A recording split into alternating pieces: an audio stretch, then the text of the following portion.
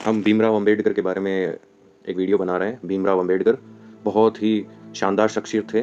प्रथम भारतीय कानून मंत्री, समाज सुधारक, संविधान शिल्पी, भारतीय बहुज्ञ थे। हमने उनके जीवन के बारे में काफ़ी पहलुओं को जाना और उनके जीवन के बारे में बहुत सारी बातें हमने पता की। अब हम उनकी प्रारंभिक जीवन के बारे में नॉलेज ली, फिर शिक्षा के बारे में, और अब उनके जो पिछड़ों के लिए जो संघर्ष था उसके बारे में हम पढ़ रहे थे, छुआछूत। इसमें मैं आपके लेक्चर में यहाँ चल रहा था।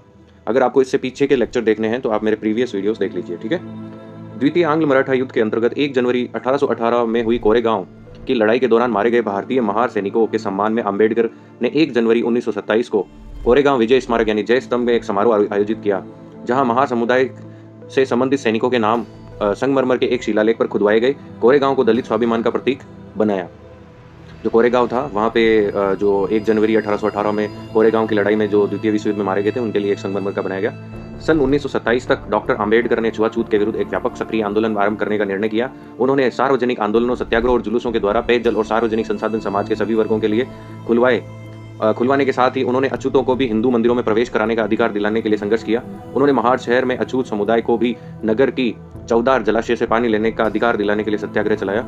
1927 के अंत में सम्मेलन में अंबेडकर ने जाति भेदभाव और छुआछूत को वैचारिक रूप से न्याय संगत बनाने के लिए प्राचीन हिंदू पाठ मनुस्मृति, जिसके कई पद खुलकर जातीय भेदभाव और जातिवाद का समर्थन करते हैं, की सार्वजनिक रूप से निंदा की।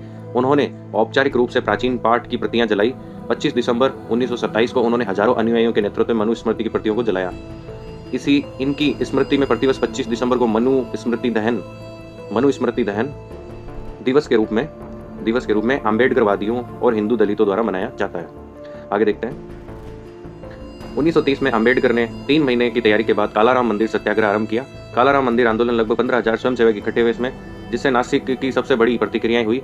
जुलूस का नेतृत्व एक सैन्य बैंड ने किया था। स्काउट का एक बैच, महिलाएं पुरुष पहली बार भगवान को देखने के लिए अनुशासन, आदेश और दृढ़ संकल्प में चले गए थे। जब वे द्वार तक पहुंचे तो द्वार ब्राह्मण अधिकारियों द्वारा बंद कर दिए गए। मतलब वो उनके साथ पहुंचे थे, लेकिन ब्राह्मण अधिकारियों ने वहां पे द्वारों को बंद कर दिया था। तो इस प्रकार कई सारे भेदभाव हुए थे, जिनके कारण उन्होंने भेदभाव के विरुद्ध आवाज उठाई। पूना पैक्ट देखते हैं, काफी फेमस है पूना पैक्ट। मुख्य लेख पूना समझौता और गोलमेज सम्मेलन जो भारत में थे। दूसरा गोलमेज सम्मेलन 1931 में, जिसमें अंबेडकर दाईं तरफ और गांधी, मालवीय आदि लोग भी बैठे थे। इसमें अंबेडकर जी भी थे और गांधी, मालवीय आदि लोग भी बैठे थे। और ये जो दूसरा सम्मेलन है उसकी तस्वीरें हैं। अब आगे देखते हैं। अब तक भीमराव अंबेडकर आज तक की सबसे बड़ी अछूत राजनीतिक हस्ती बन चुके थे। उन्होंने मुख्यधारा के महत्वपूर्ण राजनीतिक दलों की जातिगत व्यवस्था के उन्मूलन के प्रति उनकी कथित उदासीनता एवं कटु की आलोचना की। अंबेडकर ने भारतीय राष्ट्रीय कांग्रेस और उनके नेता महात्मा गांधी की भी आलोचना की। उन्होंने उन पर अछूत समुदाय के एक करुणा की वस्तु के रूप में प्रस्तुत करने का आरोप लगाया। अंबेडकर ब्रिटिश शासन की विफलताओं से भी असंतुष्ट थे। उन्होंने अछूत समुदाय के लिए एक ऐसी अलग राजनीतिक पहचान की वकालत की जिसमें कांग्रेस, ब्रिटिश दोनों की ही कोई दखल न हो। लंदन में 8 अगस्त 1930 को एक शोषित वर्ग के सम्मेलन यानी कि प्रथम गोलमेज सम्मेलन के दौरान अंबेडकर ने अपनी राजनीतिक दृष्टि को दुनिया के सामने रखा, जिसके अनुसार शोषित वर्ग की सुरक्षा उनके सरकार और कांग्रेस दोनों के से स्वतंत्र होने में है। मतलब वो स्वतंत्र दोनों से हो तो उनकी रक्षा हो पाएगी। हमें अपना रास्ता स्वयं बनाना होगा और स्वयं राजनीतिक शक्ति शोषित की समस्या का निवारण नहीं हो सकते। उनका उद्धार समाज में उनको उचित स्थान पाने में निहित है। उनको अपना रहने का बुरा तरीका बदलना होगा। उनको शिक्षित होना चाहिए। एक बड़ी आवश्यकता उनकी हीनता की भावना को झकझोरने और उनके अंदर उस दैवीय असंतोष की स्थापना करने की जो सभी ऊंचाइयों का स्रोत है। इस प्रकार उनका जो था। अंबेडकर ने कांग्रेस और गांधी द्वारा चलाए गए नमक सत्याग्रह की वह आलोचना की। उनकी अछूत समुदाय में बढ़ती लोकप्रियता और जन समर्थन के चलते 1931 में लंदन में होने वाले दूसरे गोलमेज सम्मेलन में भी भाग लेने के लिए आमंत्रित किया गया, क्योंकि उनकी उस वक्त बहुत ज्यादा उनकी वो बढ़ रही थी लोकप्रियता। वहां उनकी अछूतों को पृथक निर्वाचिका देने के मुद्दे पर गांधी जी से तीखी बहस हुई एवं ब्रिटिश डॉक्टर अंबेडकर के विचारों से सहमत हुए। ब्रिटिश तो सहमत हुए, पर गांधी जी से उनकी 1931 वाले गोलमेज सम्मेलन में बहस हो गई। धर्म और जाति के आधार पर पृथक निर्वाचिका देने के प्रबल विरोधी गांधी जी ने आशंका जताई कि अछूतों को दी गई पृथक निर्वाचिका हिंदू समाज को विभाजित कर देगी। गांधी को लगता था कि सवर्णों को छुआछूत बुलाने के लिए और हृदय परिवर्तन होने के लिए उन्हें कुछ वर्षों की अवधि दी जानी चाहिए, किंतु यह तर्क गलत सिद्ध हुआ जब सवर्ण हिंदुओं द्वारा पुनः संधि के बारे में कई दशकों बाद भी छुआछूत के नियमों का पालन होता रहा। मतलब ये गांधी जी के विचार थे उस समय। 24 सितंबर को 1932 को यरवदा केंद्रीय कारागार में M.R. जयकर, तेग बहादुर और डॉक्टर अंबेडकर, ये डॉक्टर अंबेडकर खड़े हैं यहाँ पे और तेग बहादुर वगैरह जो भी हैं ये खड़े हैं। ये इनकी फेमस तस्वीर है, आगे देखते हैं। 1932 में जब ब्रिटिशों ने अंबेडकर के विचारों के साथ सहमति व्यक्त करते हुए अछूतों के लिए पृथक निर्वाचिका देने की घोषणा की। कम्युनल अवार्ड की घोषणा गोलमेज सम्मेलन में हुए विचार विमर्श का भी परिणाम था। इस समझौते के तहत अंबेडकर द्वारा उठाई गई राजनीतिक प्रतिनिधित्व की मांग को मानते हुए पृथक निर्वाचिका में दलित वर्ग के 2 वोटों का अधिकार प्रदान किया गया। इसके अंतर्गत एक वोट से दलित अपना प्रतिनिधि चुन सकते हैं और दूसरे वोट से सामान्य वर्ग के प्रतिनिधि को चुनने की आज़ादी थी। इस प्रकार उनको अलग से कुछ दिया गया ब्रिटिशों द्वारा। इस प्रकार दलित प्रतिनिधि केवल दलितों को ही वोट से चुना जाता था। इस प्रावधान से अब दलित प्रतिनिधि को चुनने में सामान्य वर्ग का कोई दखल शेष नहीं रहा था, लेकिन वहीं दलित वर्ग अपनी दूसरी वोट का इस्तेमाल करते हुए सामान्य प्रतिनिधि को चुनने में भूमिका निभा सकता था। ऐसी स्थिति में दलितों द्वारा चुना गया दलित उम्मीदवार दलितों की समस्या को अच्छी तरह से रख सकता था, किंतु गैर उम्मीदवार के लिए यह जरूरी नहीं था कि उनकी समस्याओं का समाधान का प्रयास करता।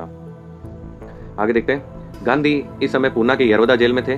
कम्युनल अवार्ड की घोषणा होते ही गांधी जी ने पहले तो प्रधानमंत्री को पत्र लिखकर इसे बदलने की मांग की, लेकिन जब उनको लगा कि उनकी मांग पर कोई अमल नहीं किया जा रहा है तो उन्होंने मरण व्रत रखने की घोषणा कर दी। तभी अम्बेडकर ने कहा, यदि गांधी देश की स्वतंत्रता के लिए व्रत रखता है तो अच्छा होगा, लेकिन उन्होंने दलित लोगों के विरोध में यह व्रत रखा है, जो बेहद अफसोसजनक है। जबकि भारतीय ईसाइयों, मुसलमानों और सिख को मिले इसी पृथक निर्वाचन के अधिकार को लेकर गांधी की ओर से कोई आपत्ति नहीं आई। तो ये उनका स्टेटमेंट था उस समय का कि भाई बाकी समुदायों के लिए कुछ नहीं है, लेकिन हमारे समुदाय के लिए ये आया है। उन्होंने यह भी कहा कि गांधी कोई अमर व्यक्ति नहीं है, भारत में न जाने कितने ऐसे लोगों ने जन्म लिया है और चले गए। अम्बेडकर ने कहा कि गांधी की जान बचाने के लिए वह दलितों के हितों का त्याग नहीं कर सकते। अब मरण व्रत के कारण गांधी जी की तबीयत लगातार बिगड़ रही थी। गांधी के प्राणों पर भारी संकट आन पड़ा और पूरा हिंदू समाज अम्बेडकर विरोधी बन गया। इस प्रकार देश में बढ़ते हुए दबाव को देखकर अम्बेडकर 24 सितंबर 1932 को शाम 5 बजे यरवदा जेल पहुंचे, जहां गांधी जी और अम्बेडकर के बीच समझौता हुआ। मतलब 24 सितंबर 1932 को यरवदा जेल में पहुंचे थे, जो बाद में पूना पैक्ट के नाम से जाना गया। इस समझौते में अम्बेडकर ने दलितों को कम्युनल अवार्ड से मिले पृथक निर्वाचन अधिकार को छोड़ने की घोषणा की, लेकिन इसके साथ ही कम्युनल अवार्ड में मिली 78 आरक्षित सीटों की बजाय पूना पैक्ट में आरक्षित सीटों की संख्या बढ़ाकर 148 करवा ली। इसके साथ ही अछूत लोगों के लिए प्रत्येक प्रांत में शिक्षा अनुदान की पर्याप्त राशि निर्यात करवाई और सरकारी नौकरियों से बिना किसी भेदभाव के दलित वर्ग के लोगों को भर्ती सुनिश्चित किया। इस तरह से अम्बेडकर ने महात्मा गांधी की जान बचाई और अम्बेडकर इस समझौते से असमाधानी थे। उन्होंने गांधी के इस अनशन को अछूतों को उनके राजनीतिक अधिकारों से वंचित करने और उनकी मांग को पीछे हटने के लिए दबाव डालने के लिए गांधी जी द्वारा खेला गया एक नाटक करा दिया। आगे देखते हैं। 1942 में अम्बेडकर ने इस समझौते का धिक्कार किया। स्टेट ऑफ माइनॉरिटी इस ग्रंथ में पूना पैक्ट संबंधी नाराजगी व्यक्त की और भारतीय रिपब्लिकन पार्टी द्वारा भी इससे पहले कई बार धिक्कार सभाएं हुई।